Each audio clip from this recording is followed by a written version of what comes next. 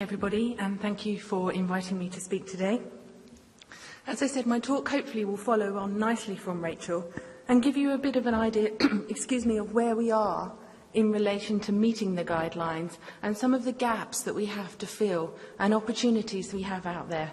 I'm also going to talk a little bit of facts and figures, because I think it's the facts and figures that we need to put into our business cases that will allow us to develop our services. It's a very competitive world out there to get your service invested in by commissioners, and the diabetic foot is, like many services, sorely underfunded. We call it the Cinderella, and hopefully by giving you some facts and figures you can go away and be able to invest in your services.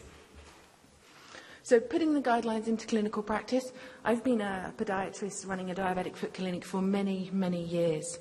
And I think that having the opportunity to be involved in NICE showed me that actually our practice hasn't really changed over the 15 years I've been working in diabetic feet.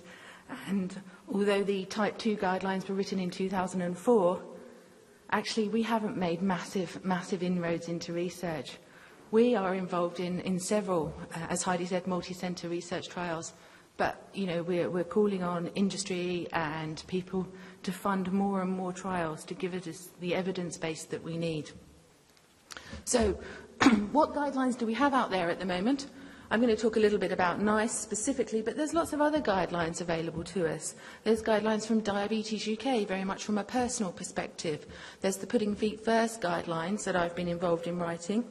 There's also the International Working Group on the Diabetic Foot, and all of their guidelines were published earlier this year in Diabetes Metabolism and Research, and they're available freely on the internet to download. And interestingly, although their guidelines on dressings and such like have undertaken the same review process as NICE, we have reached slightly different conclusions as to what we recommend. So although these pathways to reach guidelines we work through are supposed to be tight and robust, two different organisations reviewing the same evidence have come up with slightly different recommendations. So that's very interesting. If you're coming from Scotland, you've obviously got the SIGN guidelines, the Scottish International Guidelines, so other guidelines to work through. I've recently been involved in writing a guideline which is a joint combination, and this is really, really good for the diabetic foot.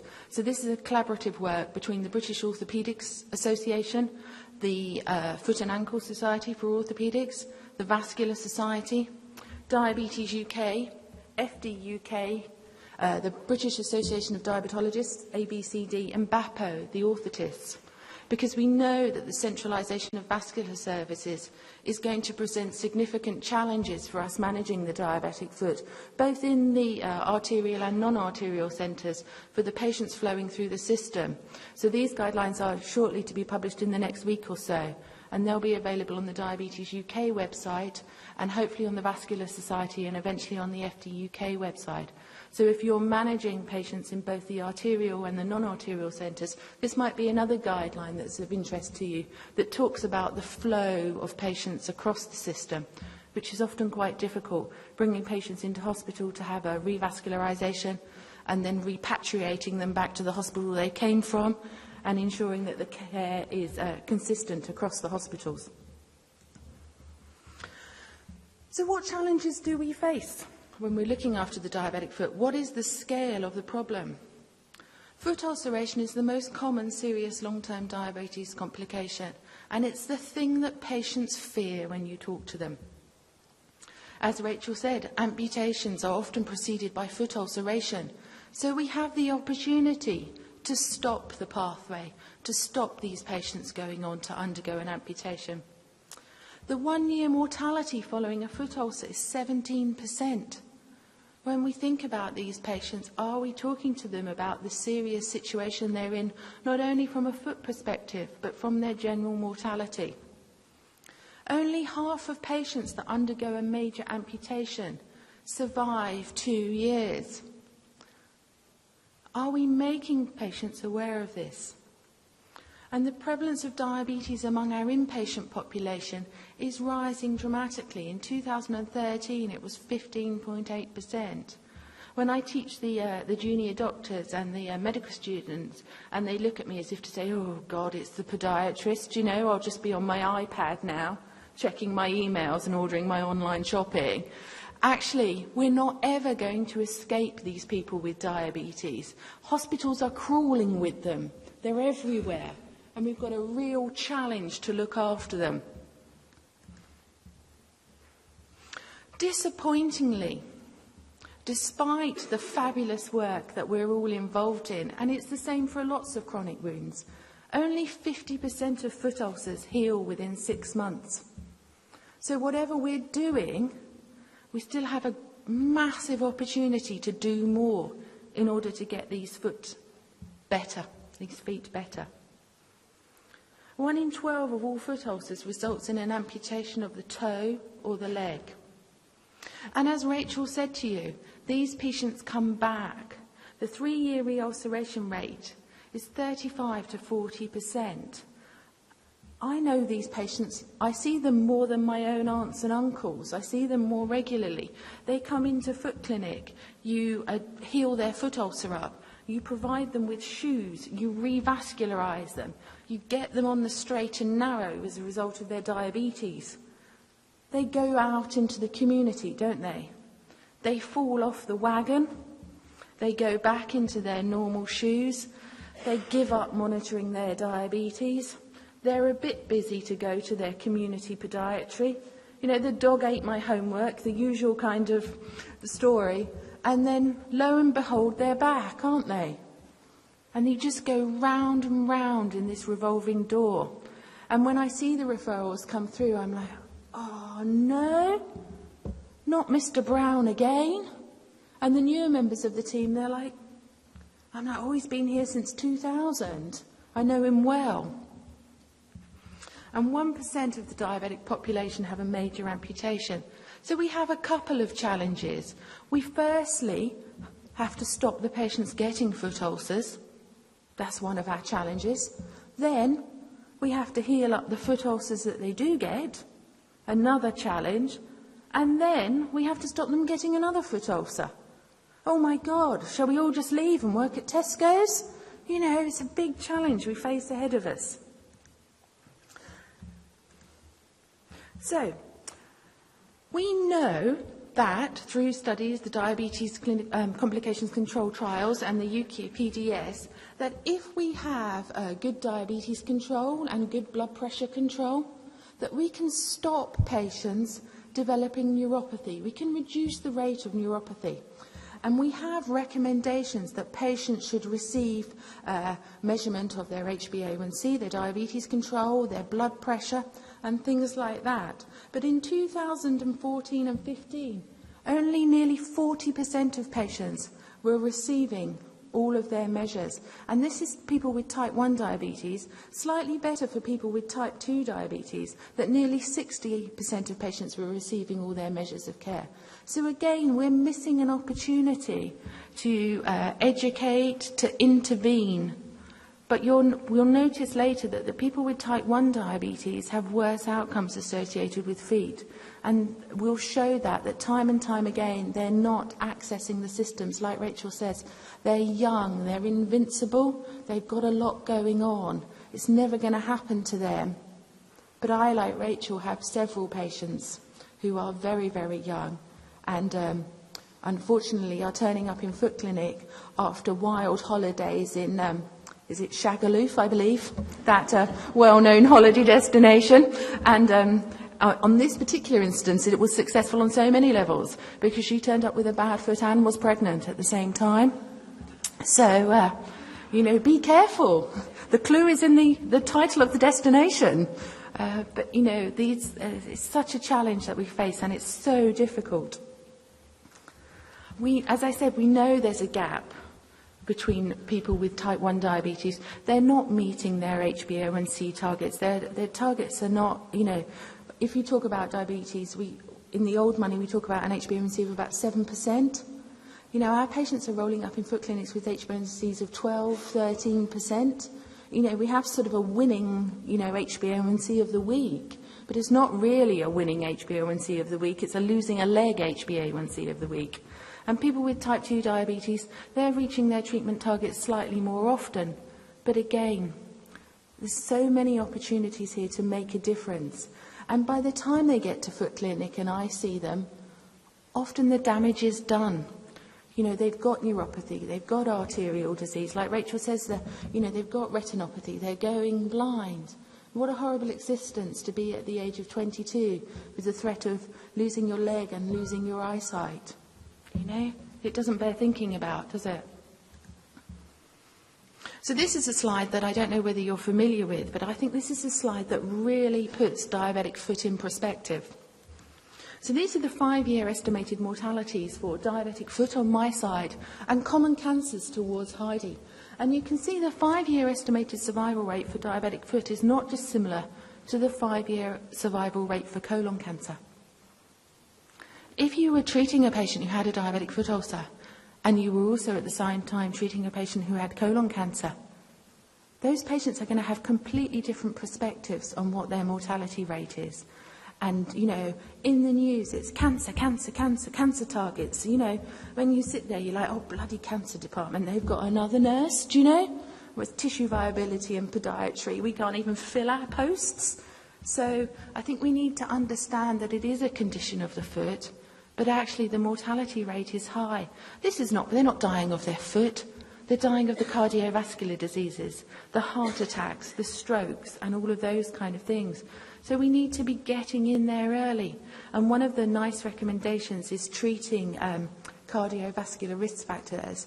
And we're talking about aspirins, we're talking about statins, we're talking about controlling their blood pressure. All of these things are essential components of the diabetic foot clinic. It's not just about dressings. I know we're talking tissue viability, and you know, many of the people who are sponsoring are dressings. But I actually think that probably dressings are down here, and all of these other things are up here that are going to make a difference to your person with diabetes and their bad foot. But when you see them next time and you tell them, well, you're just as likely to die as a person with colon cancer, they're going to go, oh my God, this is much more serious than I thought it was, because it doesn't hurt, does it? Often a diabetic foot ulcer. And it's the pain that often gets us to go to the doctor or stops us going to the gym. And if it doesn't hurt because of neuropathy, it's very difficult to get you to modify your activity. Because if it doesn't hurt, you can carry on, can't you? And if you can't see it, you can carry on. Does anybody look at the soles of their feet this morning when they got up in the morning? My God, we could all have holes in our feet and not know. You know, we don't check our feet, do we? So this is a map of England and Wales. And it shows the variation in amputation rate across the country. It's slightly old now, but I think you can all spot where you live. It's not good to be a red colour. All right, you have a high amputation rate. I am gold, I'm not so good. I have work to do. But we know there's a massive variation in amputation rate across the country. Some of it is to do with populations. I come from Norfolk, and obviously my coastline is full up with elderly retired gentlemen. That is the most likely person to have an amputation. You know, Norfolk is 99% white in its ethnicity. White people are much more likely to have an amputation. But also, we can't put this all down to population. Some of it must be associated with different types of care provided, different pathways, and all of those kind of things.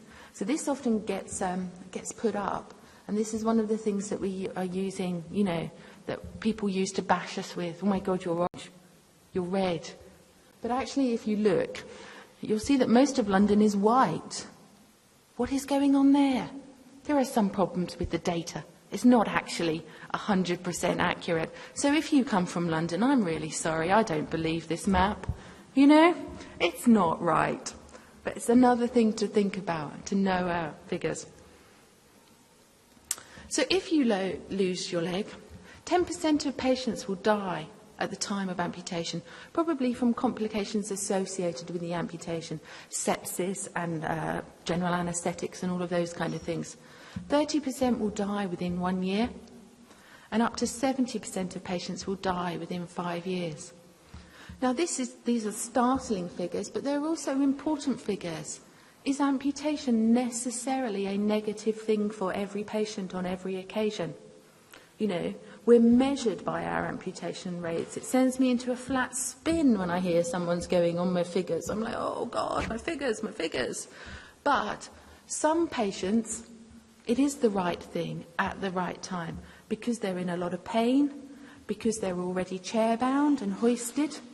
So we need to address every individual patient on a different basis and think about whether amputation is right for them. If their life expectancy is very limited, maybe actually they would have a better life without their leg for a year than to have a stinky, horrible, painful nastiness for the rest of their life. And this is where the MDT, the MD foot service comes in, where everybody is standing around together. The orthopaedic surgeon, the vascular surgeon, the diabetologist, the podiatrist, but most importantly, the patient. It's the patient's leg. It's the patient's family. It has to be what the patient wants. So, I guess some of you are based in hospitals, some of you are based in the community. When we think about the reasons that people are admitted to hospital, diabetic foot is the leading cause of hospital admission in people with diabetes. So it's not poor diabetes control, it's not hypos, it's not DKAs, as Rachel was saying. The biggest reason that someone with diabetes will end up in hospital is because of a manky foot. So they're everywhere. So what should be available to you? And I believe the bit towards Heidi is very complicated, but I'll just say that all of these are available on the Yorkshire and Humber Public Health Observatory website, and they're available for every CCG in the country. And they show how well you're doing to your comparator CCGs in your amputation rates. So the national figures for the 3 years that they compile, 2011 to 2014, show an annual amputation rate of 2.6 per 1,000 people with diabetes. Major amputations is 0.8, and that's going in the right direction. It was 0.9. Minor amputations are 1.8. Your average length of stay is 8.5 days. But again, as we mentioned, these revolving doors for patients that are coming back, over half the patients have more than one episode of an inpatient stay as a result of their diabetes in 3 years. And just under 1/5 have more than 4 episodes of hospital stays as a result of their diabetic foot complications in 3 years. So they're in and out of hospital all of the time. And again, is there some way that we can intervene to educate them better, to put in place better care packages that stop them bouncing back? So we know that foot disease is the leading cause of hospital admission. We know that we've got what we call repeat offenders, our revolving door patients. So this is data from NaDIA, the National Diabetes Inpatient Audit. And 12.6% of patients have a history of foot disease on admission. So these are the patients that are much more likely to develop hospital-acquired pressure sores, maybe. About 4% are admitted because of their diabetic foot disease. But actually, nearly 10% of patients have a bad foot. It may not be their foot that's been the cause of their admission. It might be, anything, heart attacks, strokes. But there's a lot of people in hospital with bad feet that are probably looking for the attention of the podiatrist, the tissue viability nurse. Our work is never ending. This shows the additional risk of complications for people with diabetes. So you've got, if you can't see it very clearly, angina, heart attacks, heart failure, stroke. And then can you see the jump for major and minor amputations? So it is a really high risk factor with people with diabetes, and then dropping down to renal failure. So people with diabetes are about 800% more chance of having their leg off than someone without diabetes. There's a lot that we can do. So where are we now? I'm now going to look at some data from the National Inpatient Audit from 2013, and interestingly, the National Diabetes Footcare Audit from 2015. Is anybody involved in the National Foot Audit? Does anybody know about the National Foot Audit? Maybe, maybe not. It's going to give us some interesting data to go back to commissioners and referrers in the community. So both of these audits are published. They're online. These are the websites. But if you go to, I've forgotten what HSCIC stands for, Health, Social Care, Information, something. The documents are there, so you don't need to frantically scribble. So, NaDIA, we're looking at, did diabetes management minimise the risk of avoidable complications? Did harm result from the patient's inpatient stay? I'm not going to touch on this, but if you go on the website, you can see whether the patient found their experience of being in hospital favourable. And has the level of care improved? The National Diabetic Foot Audit, which only started last year, is an ongoing audit of all people with foot ulcers in England and Wales, for which we're all supposed to be submitting our data, looking at variation in case mix, adjusted outcomes, looking at pathways, and looking to find the links between the variation in outcome and the variation in practice to some extent. Because if we remember back to our map, when we were sort of gold and red and yellow, trying to actually drill down into that a little bit to find a little bit more information. And then to look to see if there's any evidence that we can improve pathways and get better outcomes, looking for areas. And also, reduce amputation rates ultimately. So, in the National Diabetic Foot Audit, in 9 months, we collected data on approximately 5,200 patients who presented at various places with foot ulcers. So they might have been to a multidisciplinary foot team, it might have been to the community podiatrists, it might have been to vascular outpatients. So this, we reckon, is about just under 10% of the amount of patients that we should have collected. So we've only got a small number of patients, but we only started collecting data last year, and it's an ongoing audit. So if you are seeing a lot of foot ulcers, we would encourage you to become involved in the National Diabetic Foot Audit. It's linked to the National Diabetes Audit, so we collect information about the foot condition at presentation, and then we match it to blood pressure, HbA1c, and all of those kind of things to see if there's any links between good blood pressure control and foot outcomes. So what do we know about our foot ulcer patients? We know that patients with foot ulcers compared to people who have diabetes but no foot ulcers are male, they're more likely to be male. We know that they're going to be slightly older, and we know that they're going to have type 2 diabetes. And we know that they're more likely to be white in their ethnic origin.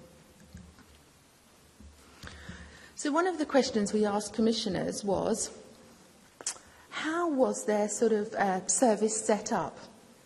We only got replies from 60% of the CCGs who commissioned diabetic foot services. And they weren't really able to answer our questions. And in fact, some of the information they gave us was contradictory. So the first question we asked us was, did they provide training for diabetic foot examinations? Many of our jobs that used to be the responsibility of qualified staff are being devolved down to band 3s and band 4s, but not necessarily with the appropriate training and support to allow them to safely carry out these roles. So only 57% of CCGs provided training for staff in foot screening. This is the first point of call for a person with diabetes and a foot complication, potentially. If you get the foot screening wrong at the beginning, then they don't access the right services. So if you screen them as low and they're high, so they're then not referred to the foot protection service, they don't get the lovely shoes we also want a pair of. But if you refer them and they're high but they're low, you're flooding a service that's already at breaking point. Did they actually have a foot protection service? Did they have community podiatry?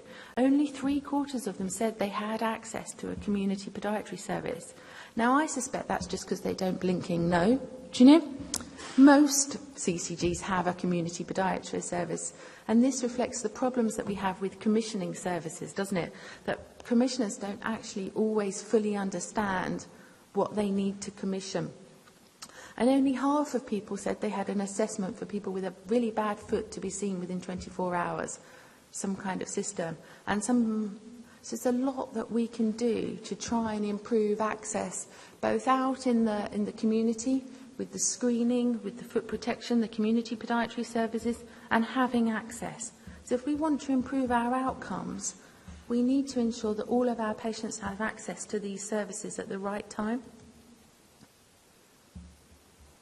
So the other thing we asked is that, did they have a multidisciplinary foot service for patients who had really bad feet that couldn't be managed? So this is reassuring in a way. There's only now 28.2% of hospitals that say they don't have a multidisciplinary foot service. So that's quite good. But I look at the information for the area surrounding me, and I look at the people who tick the boxes and don't tick the boxes. So, in my opinion, a multidisciplinary foot service should have an orthopaedic surgeon, a vascular surgeon, a podiatrist, a tissue viability nurse, a diabetes nurse, a diabetologist, access to footwear, orthotic service. So, but we're only asking the question. So I think although 3/4 of the country claim they have a diabetic foot service, the level of service is massively different. So our NICE guideline says that everybody admitted to hospital with a bad foot should be seen by the multidisciplinary foot service in 24 hours. So again, we're getting better. 61% of patients are being seen by the multidisciplinary foot service in 24 hours. But again, we need you guys, the wards and people, to refer us these patients. Who's in our multidisciplinary foot service? And I wasn't going to put this in, but then I thought I would, because I was talking to a bunch of tissue viability nurses, so you would be interested to see, what percentage you make up of foot service. So 28% of services say they have a tissue viability nurse in their team, but everybody said they had access to a tissue viability nurse. Isn't that lovely? You're everywhere. You're infesting us. So this is now data from the National Diabetic Foot Audit Associated. It's on about 5,000 cases. So what we were looking at is the time to referral into the service. So when I get a bad foot, I say to the patient, how long have you had this bad foot for? When did you first go and see the doctor nurse? And then I think, well, they saw the nurse on Monday and I'm seeing them on Friday, 4 days. So we go down there. So we can see that about 30% of patients self-present. So they arrive with their bad foot on the day. So that's good. But a quarter of patients take between 2 weeks and over 2 months to get to a diabetic foot service. And we know, and I'll show you in a minute, that the longer it takes, the worse it gets. So we want to encourage people to refer to diabetic foot services quickly, because it must be the same for you, for other wounds you see. You just think, oh God, if I'd have had this 2 months ago, when it was, I don't know, the size of a 10p, and now it's the size of a small country, you think, oh, how am I going to get this better?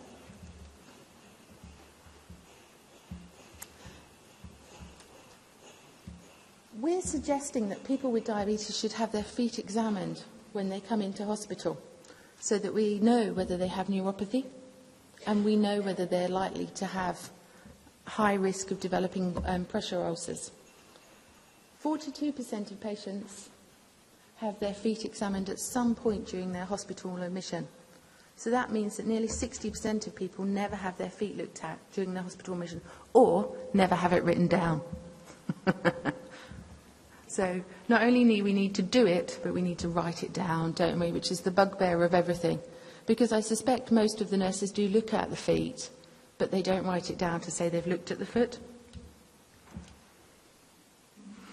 So the other thing that we looked at is hospital-acquired heel ulceration. Back in 2013, there was still nearly 200 patients that had, with diabetes, who had hospital-acquired pressure ulceration.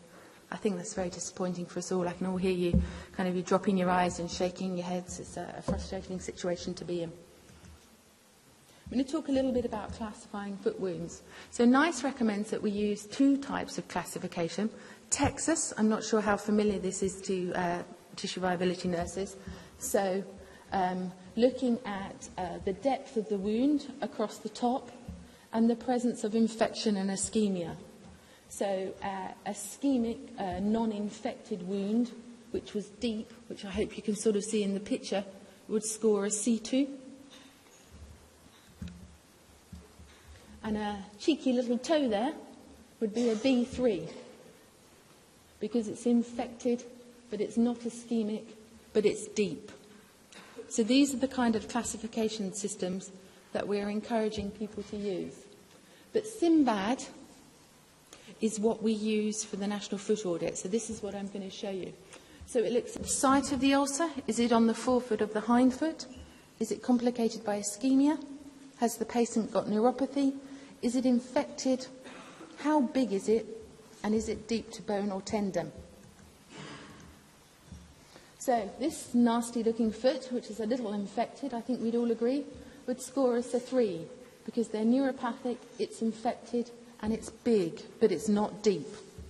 And when I'm going to go on to talk about why this is important in a minute, so just bear with me while we play the scoring game.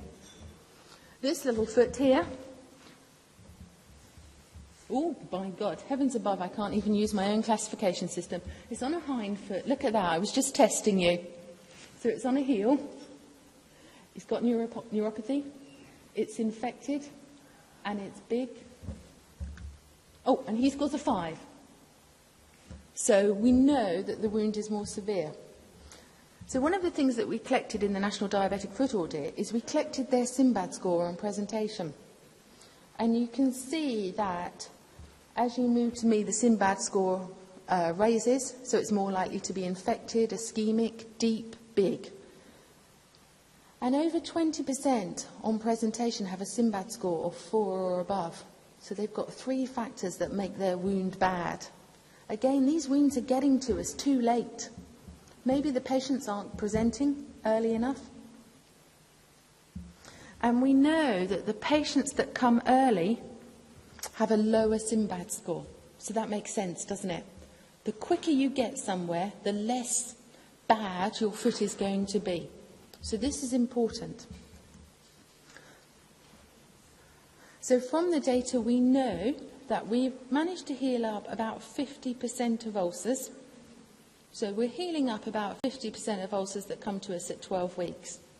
And we're actually collecting the 24-week outcome data as well. So we'll have that soon.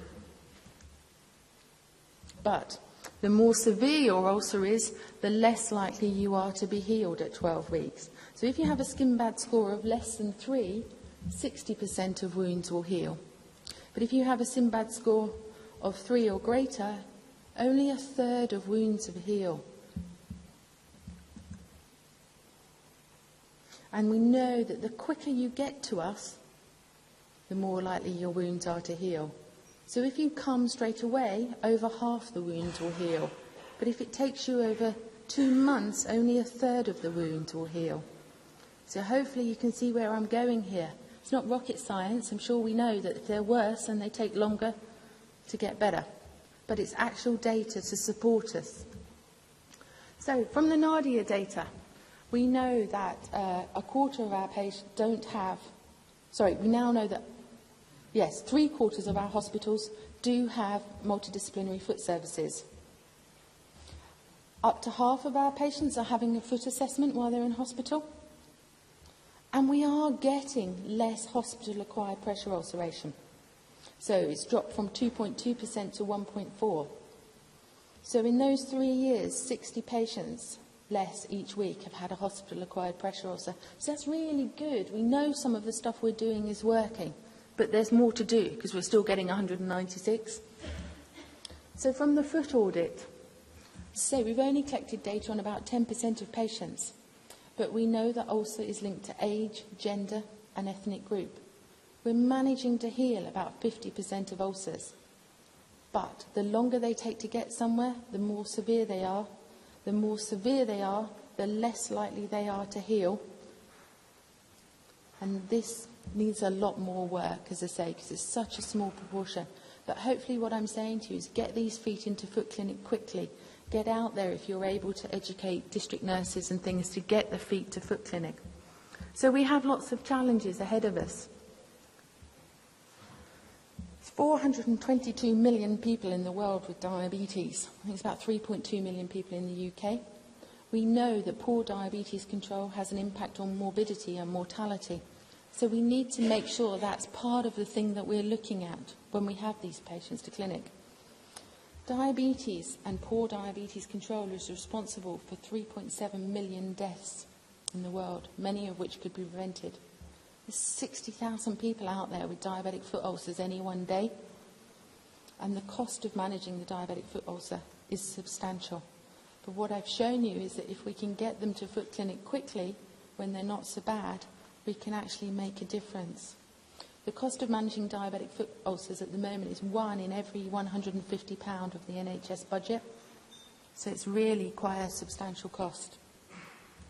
And I'm going to end on the same slide as Rachel, because I think it's a really visual slide that's available to us all, that there's still 135 diabetes-related amputations a week.